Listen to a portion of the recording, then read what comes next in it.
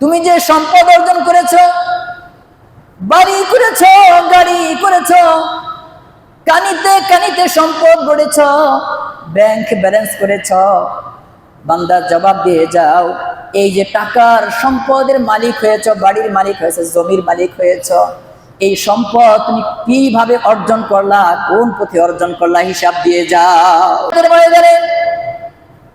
ওই কঠিন অবস্থার মধ্যে আল্লাহ রাব্বুল আলামিন বান্দাদেরকে 5টি প্রশ্ন করবেন।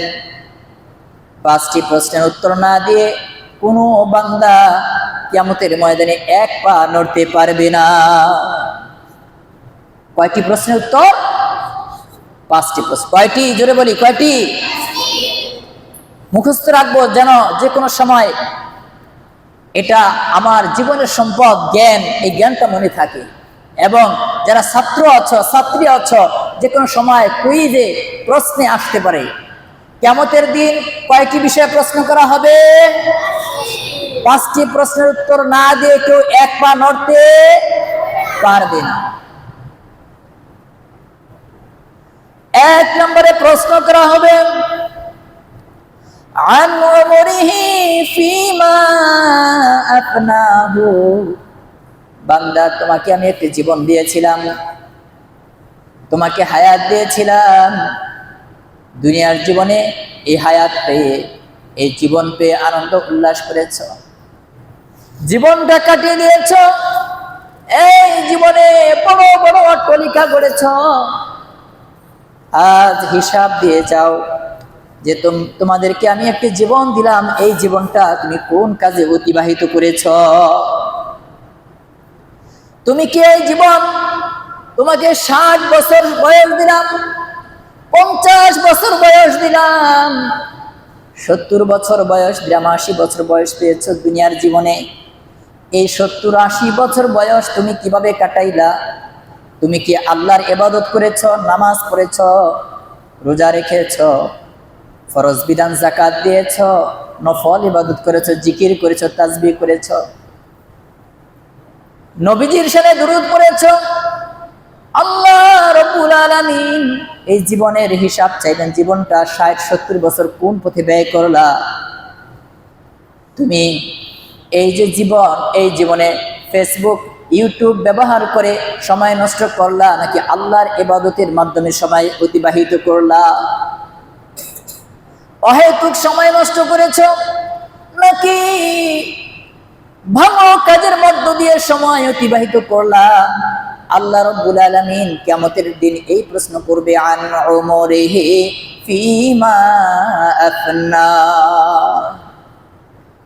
পবিত্র কোরআনে সূরা ফাতিরের 37 নম্বর আয়াতের মধ্যে আল্লাহ রাব্বুল আলামিন বলেন ওয়াহুম ইয়াসতারিখুনা ফিহা রাব্বানা আখরিজনা না'মাল সালিহান গায়রাল্লাযী কুন্না না'মাল। জাহান্নামীরা সেদিন তারা জাহান্নামের মধ্যে চিৎকার করে বলতে থাকবে, জাহান্নামে যখন ফয়সালা হয়ে যাবে, জাহান্নামের মধ্য থেকে চিৎকার করে বলবে রব্বানা আখরিজনা, ও আমাদের রব, এই জাহান্নাম থেকে আমাদেরকে বের করে নিন। ও আমাদের রব, ও বিশ্ব প্রতিপালক, দয়াময় মালিক, আমাদেরকে আজ জাহান্নাম থেকে বের করে নেন। যদি জাহান্নাম থেকে বের করে নেন তাহলে আমরা নেক আমল করব। দুনিয়াতে যেরকম অপকর্ম করে সময় নষ্ট করে দিয়েছি, অবহেলা করে সময় নষ্ট করে দিয়েছি, খারাপ কাজ করে সময় নষ্ট করে দিয়েছি, ভালো কাজ করি নাই, নামাজ পড়ার ফরজ ছিল নামাজ পড়ি নাই, যাকাত দেওয়া ফরজ ছিল যাকাত দেই নাই, প্রতিবেশীর হক নষ্ট করা হারাম জানার পরেও প্রতিবেশীর হক নষ্ট করেছি, ছোট ভাই ব্রাদার আপনজনের হক নষ্ট করেছি, চুরি করেছি, জিনা করেছি, ব্যভিচার করেছি, মিথ্যা বলেছি, গীবত করেছি, পরনিন্দা করেছি, মানুষের বিরুদ্ধে কুৎসারটনা করেছি, অন্যের অপমান করেছি, যত অপকর্ম ছিল যা কিছু করেছি, ও মাওলা, ও আমাদের রব, আর কোনোদিন করব না। আর অন্যায় করব না, অপরাধ করব না। মাওলা আজ আমাদেরকে জাহান্নাম থেকে বের করে দেন। যদি জাহান্নাম থেকে বের করে দেন তাহলে আমরা নেক আমল করব। কিন্তু সেদিন কি আর জাহান্নামে প্রবেশ করলে আর বের হওয়ার সুযোগ আছে? দুনিয়াতে আসার সুযোগ আছে? নাই।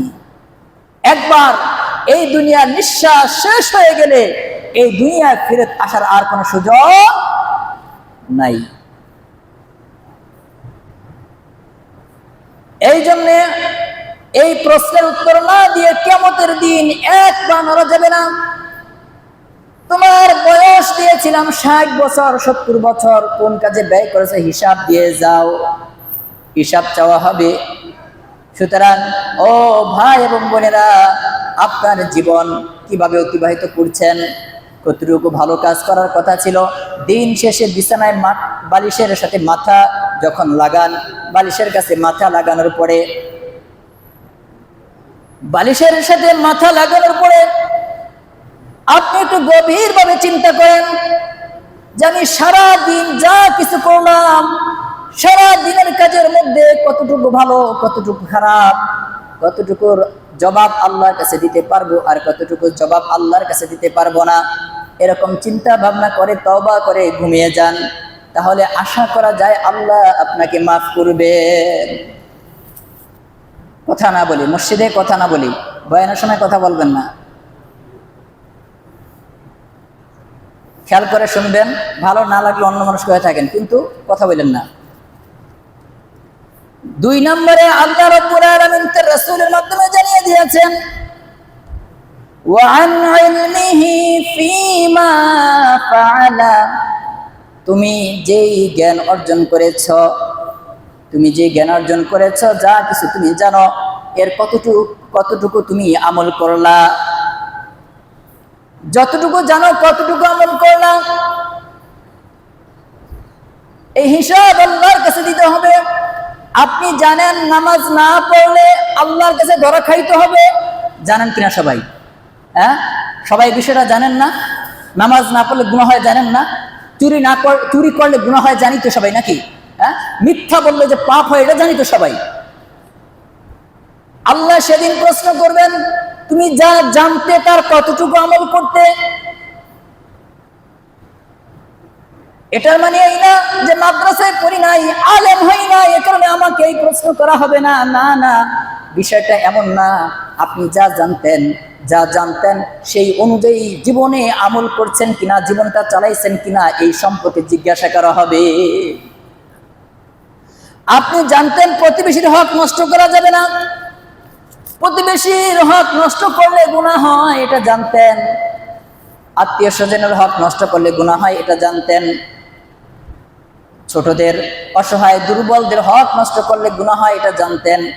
খারাপ ভাষায় কথা বললে, গালিগালাজ করলে, মারামারি করলে গুনাহ হয়, এটাও জানতেন। জেনা করলে, চুরি করলে গুনাহ হয়, জানতেন। গীবত করলে গুনাহ হয়, জানতেন। পরনিন্দা করলে গুনাহ হয়, জানতেন। অহংকার করলে গুনাহ হয়, জানতেন। এই জানার পরেও আপনি মানছেন কিনা, এটাই আল্লাহ জিজ্ঞাসা করবেন। ওয়া আন ইলমিহি ফীমা আমালা, তুমি যা জানতে তা কতটুকু আমল করতে?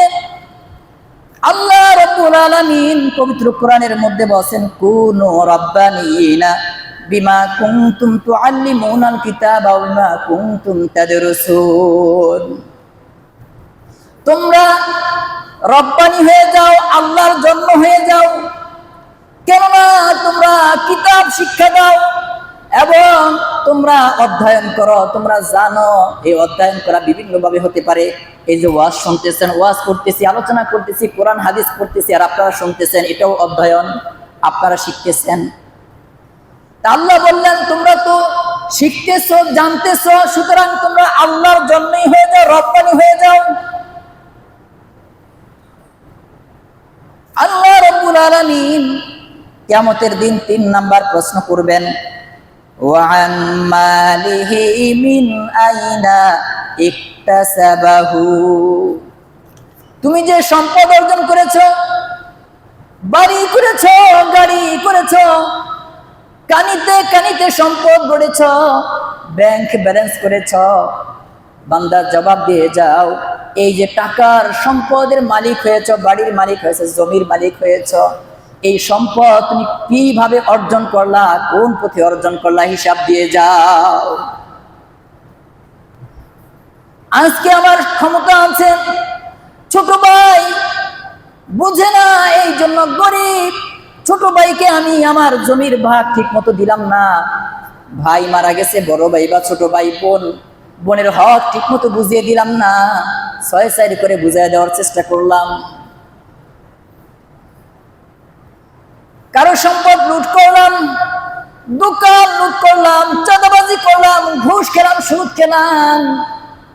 আল্লাহ রাব্বুল আলামিন সেদিন ধরবেন, ও বান্দা জবাব দিয়ে যাও, এই যে সম্পদ অর্জন করেছ, এই সম্পদগুলো তুমি কোন ভাবে অর্জন করলা, কিভাবে মালিক হইলা? এটা কি সুদের টাকা নাকি ঘুষের টাকা? এটা কি চাঁদাবাজির টাকা না রংবাজির টাকা? এটা কি জমি দখলের টাকা নাকি ক্ষমতা দেখানোর টাকা? জবাব দিয়ে যাও।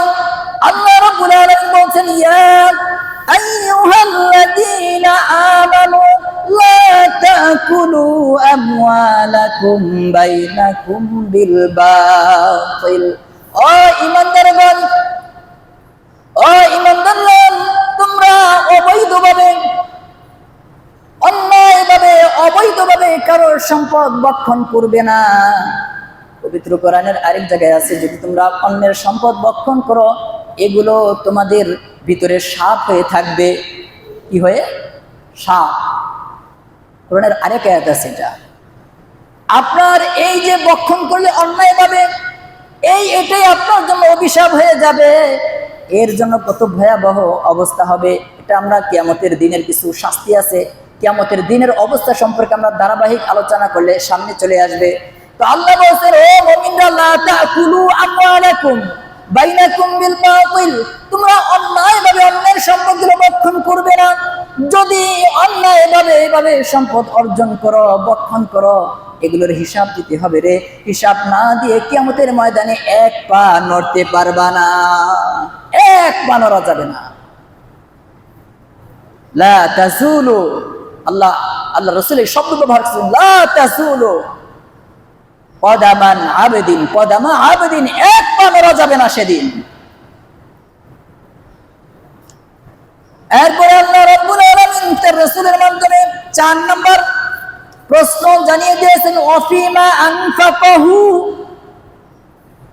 সম্পদ তো অর্জন করলা, এটার হিসাব শেষ, এখন জবাব দাও, এই যে সম্পদগুলো অর্জন করেছিলা, কোটি কোটি টাকা অর্জন করেছিলা, এই যে তোমরা যা কিছু অর্জন করেছো, এই সম্পদগুলো তুমি কোন কাজে ব্যয় করেছো?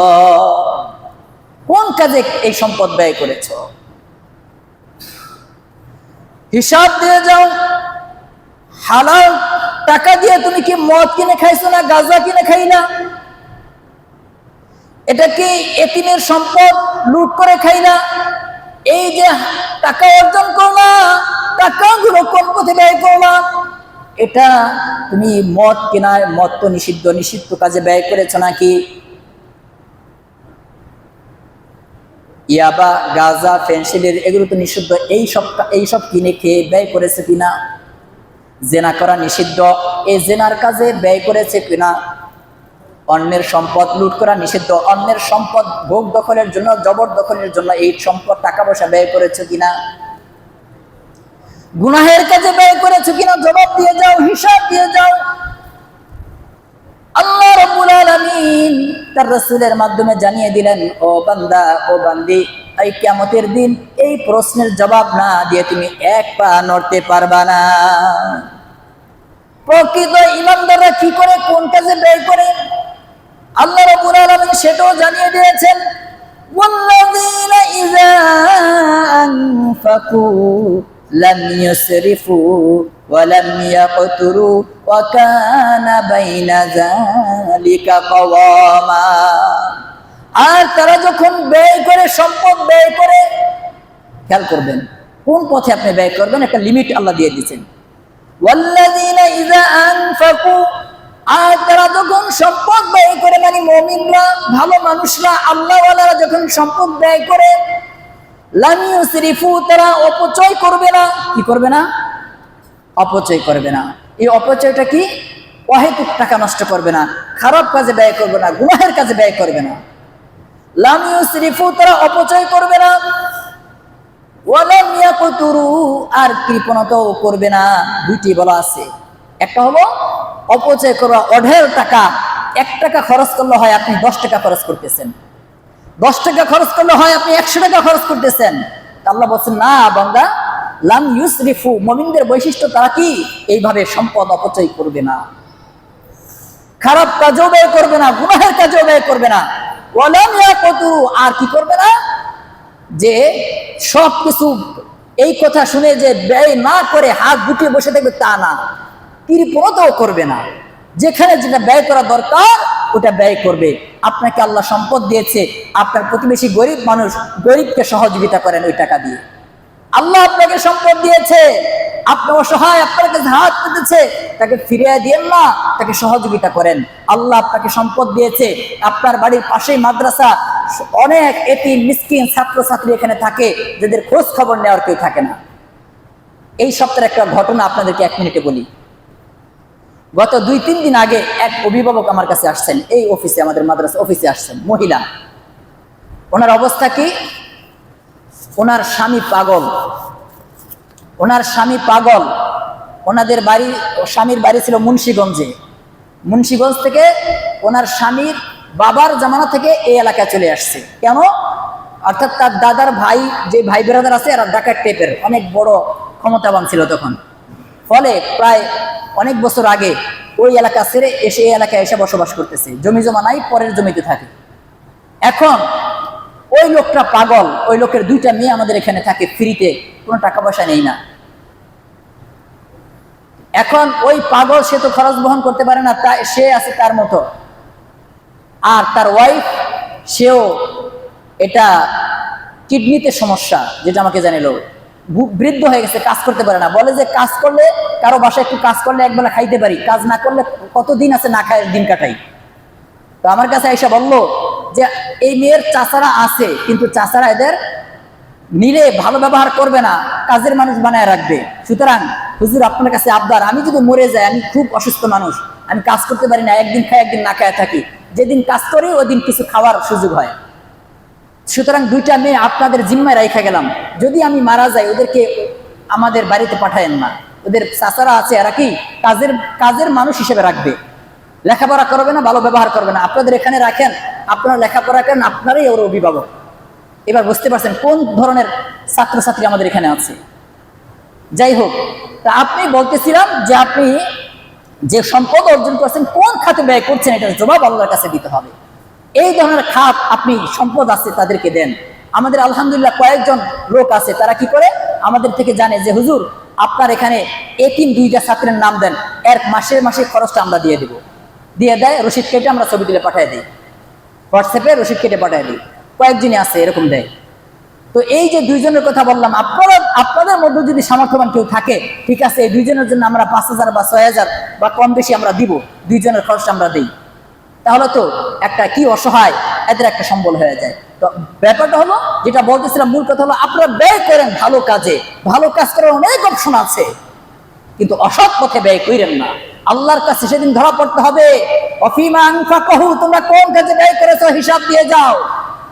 5 নম্বরে সর্বশেষ প্রশ্ন, কিয়ামতের দিন জিজ্ঞাসা করা হবে, ওয়ান জিসমিহি ফিমা আবলাহু, তোমাকে আমি সুন্দর একটা দেহ দিয়েছি, 2টা পা দিয়েছি, 2টা হাত দিয়েছি, 2টা চোখ দিয়েছি, তোমাকে মস্তিষ্ক দিয়েছি, তোমাকে আমি এই সুন্দর অবয়বে দেহটা দিলাম। এই দেহে তো তোমাকে আমি দিলাম, এই দেহটা কোন পথে ব্যয় করে তুমি এই জরাজীর্ণ বয়সে উপনীত হইলা, হিসাব দিয়ে যাও। তুমি তো এই বৃদ্ধ ছিল না, তোমার তো চামড়া কুচকানো ছিল না, তোমাকে আমি সুন্দর অবয়বে পাঠিয়েছিলাম, হিসাব দাও কি কাজ করতে করতে এই অবয়বটা তুমি এই বয়সটা পার করলা। তুমি যুবক থেকে বৃদ্ধ হলা কোন পথে, এটা হিসাব দিয়ে যাও। আল্লাহ রাব্বুল আলামিন পবিত্র কোরআনের আয়াতে বলেন, আল-ইয়াওমা নাখতিমু আলা আফওয়াহিহিম ওয়া তুকাল্লিমুনা আইদিহিম ওয়া তাশহাদু আরজুলুহুম বিমা কানু ইয়াকসিবুন। সর্বশেষ এই পয়েন্টটা বলে আমি আলোচনা শেষ করব।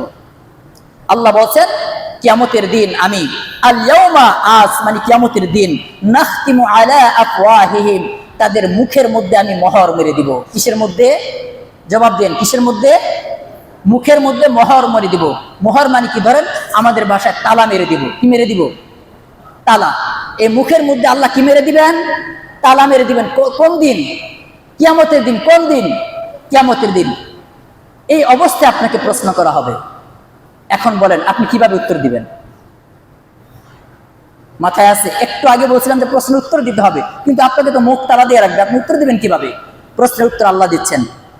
আল্লাহ বলছেন যে অতুকাল্লিমুনা আইদিহিম, সেদিন তোমার মুখ আমি বন্ধ করে দিব, কিন্তু তোমার হাত কথা বলবে। কিসে কথা বলবে? তোমার দুইটা হাতের জবান আমি খুলে দিব, তোমার হাত কথা বলবে। অতুকাল্লিমুনা আইদিহিম ওয়াতাশহাদু আরজুলুহুম, তোমার দুইটা পায়ের জবান আমি খুলে দিব, দুইটা পা আমার দরবারে, আল্লাহর দরবারে সাক্ষ্য দিবে। ও মানুষ, এবার চিন্তা করেন, আপনি গুনাহ করেন, অন্যায় করেন, মনে করেন পার পেয়ে যাবেন। না না, আপনি মুখে মিথ্যা কথা বলবেন, এজন্য মুখ তালা দিয়ে রাখবেন আল্লাহ। আপনার দুইটা হাতের জবান খুলে দেওয়া হবে। এই হাত সেদিন জবাব দিবে আল্লাহর কাছে, আল্লাহ আমি হাত দ্বারা তারা এই গুনার কাজ করছে, এই হাত দ্বারা জুলুম করছে, এই হাত দ্বারা নিপীড়িত দুর্বল মানুষদের উপর অত্যাচার করেছে, এই হাত দ্বারা চুরি করেছে, এই হাত দ্বারা ধরে জেনা করেছে। এই পা সাক্ষী দিবে, আল্লাহ আমরা এই দুই পা দিয়ে হেঁটে হেঁটে গুনাহের কাজে গিয়েছে। সব কিছু তারা খুলে বলে দিবে। অতএব এই যে 5টা প্রশ্ন করা হবে কিয়ামতের দিন, এই 5টা প্রশ্নের একটা প্রশ্নের জবাব না দিও সেদিন কেউ এক পা নড়তে পারবে না। অতএব